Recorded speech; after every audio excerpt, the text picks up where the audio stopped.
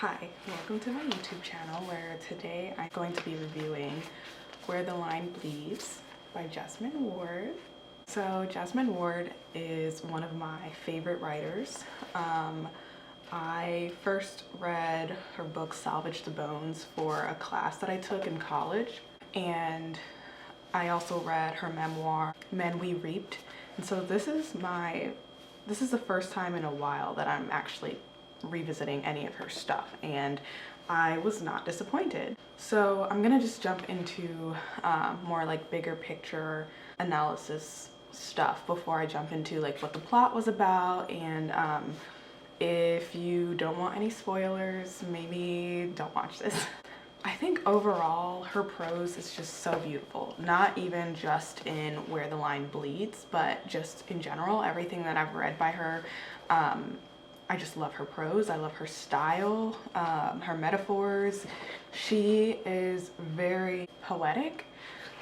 There are a lot of smaller metaphors that are used throughout her texts, but there are also these larger metaphors that if you're analyzing as you're reading, you'll realize that it connects to the bigger theme or a bigger message that you can catch if you're paying attention. As a writer, I pay attention to things like just paragraphs and how they're organized and how chapters are organized and things like that, and her paragraphs are unmatched to me, and from what I've read so far, she's just amazing.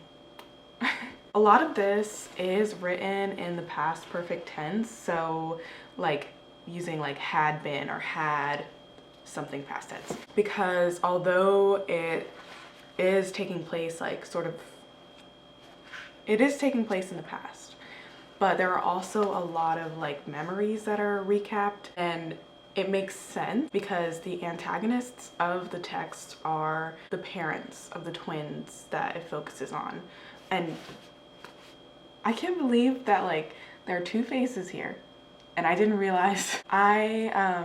When I picked it up, I didn't realize it would have something to do with twins, but the opening verse, within the first like few opening pages, there's a Bible verse that makes sense. So I did guess that it was about twins once I read that, and this is Genesis 25 verses 21 to 23. And Isaac entreated the Lord for his wife because she was barren, and the Lord was entreated of him. And Rebekah his wife conceived, and the children struggled together within her. And she said, If it be so, why am I thus? And she went to inquire of the Lord, and the Lord said unto her, Two manner of people shall be separated from thy bowels. This is relevant because two manner of people is like so on point. So Jesmyn does a great job of immersing us into the limited point of views of both the twins and their caretaker, their grandma, who goes by Mommy. And in that immersion, and also from afar as well, each twin is quite different from each other. So like Joshua is a lot softer and he approaches things slower and more patiently, whereas Kristoff is he's taller, he's more muscular, and he is more I guess, I don't know if abrupt is the right word, but he's rougher around the edges than Joshua is. But they do have some similarities as well. Another thing that I just touched on was it's written in third person limited, and when we are in someone's point of view, it's from one of the three people I mentioned. But something I found interesting, and probably one of my only sort of like criticisms, is so you know whose point of view it's coming from based on whose emotions are experienced, instead of just like being observed, if that makes sense. So when it switches to like Joshua wondered this, then you know, okay, Joshua's point of view. A lot of times she'll do like Kristoff woke up at 6 a.m. or something like that, and then you'll know it's in Kristoff's point of view. Usually when it's in Mommy's point of view, I think she tends to open the chapter with her point of view, but there are no breaks within the chapters, like no paragraph like spaces to delineate like you're leaving someone's point of view and entering another person's point of view. I wouldn't even say that's truly a criticism for me. I think it was something I'm not used to. I'm used to that kind of being given to you as the reader. I still think it was beautifully written. I really enjoyed it. Honestly, it made me pay attention more that I had to like figure out, okay, like who's, like where did the switch happen? And the switches were intentional and they made sense, and they worked really well. But another thing that I can think of is that it seems as if Kristoff is more so the main character, or he holds more weight in the story. So his problems seem to weigh more than Joshua's problems, and not that Joshua doesn't have any at all, but you know, I think Joshua and Mammy's point of view, I think they didn't take away from the story, but Kristoff seems to be really the meat and bones of the story. Like the conflict arises out of more so his storyline, and everyone else is kind of supplemental or complementary. I do think that by the end, when it ended, I had to kind of revisit the prologue to kind of tie the ends together. And when I did that, it was really good. But here's what I mean. So they start off, they jump into a river.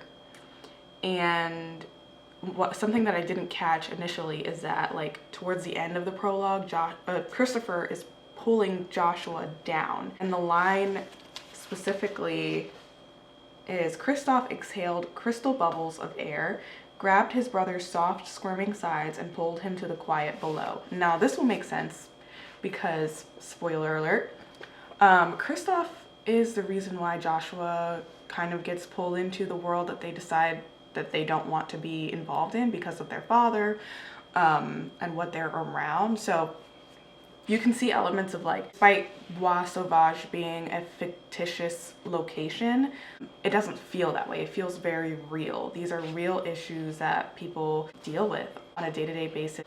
I think it's easier to digest and to confront in the form of a novel. The ending, though, is... It made more sense after I read it, the last couple of paragraphs, a few more times. And one of the lines towards the end that I think is just genius. It's a very short sentence. It says, "They would survive, battered and cunning." And so once you reach the end, both brothers are battered and they're wiser. Like, they understand more so the gravity of the world that they were trying to avoid and they ended up getting into. They are more unified. They're closer to each other. It's just so good. I love this. I love this book. So good. I love her writing. I'm trying to think of other things that I could, like, bring up and talk about within it. Another interesting thing is their cousin Dunny. They trust him. They spend a lot of time with him, especially Kristoff, which another thing I've noticed is that Kristoff seems a lot more comfortable with the people around them in their community than Joshua does. He's just so soft. He loves his mommy. He is not as hostile towards their mother who abandoned them.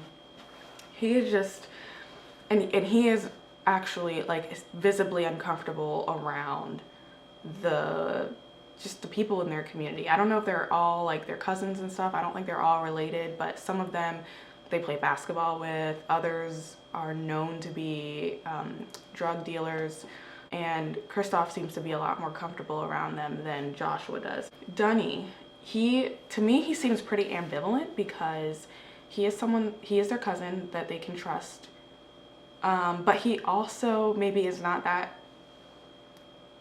trustworthy. Like, maybe his judgment is not that great because he is the channel through which Kristoff begins to sell. I think, like, Dunny's intentions are good. They're good intentions. He's coming from a good place. Even though they trust him and they spend a lot of time with him, they're clearly friends. They rely on him for rides before they get their car. I like how you can see a very clear difference between how they relate to each other, the twins, and how each of the twins relates to Dunny. Like, the bond between the twins is undeniable, unmistakable. Anyone can see it, especially their mommy, who is blind, but can still tell like who is like coming down the hall or whatever. That was really cool too. And then there are some other characters that like I just haven't touched on and probably won't, like Seal, their mother, and Sandman slash Samuel, their father. I didn't even recognize them as the antagonists in the beginning, but by the end I realized like, okay, yeah, they are the antagonists of the story. Even with them, like, I think she did a good job at their characterization and like the emotions that are felt towards them from the twins, and even really like, at least for Sandman, like how other people view him as well. He is very clearly he just has that one image of what he looks like, despite the memories that people have of him.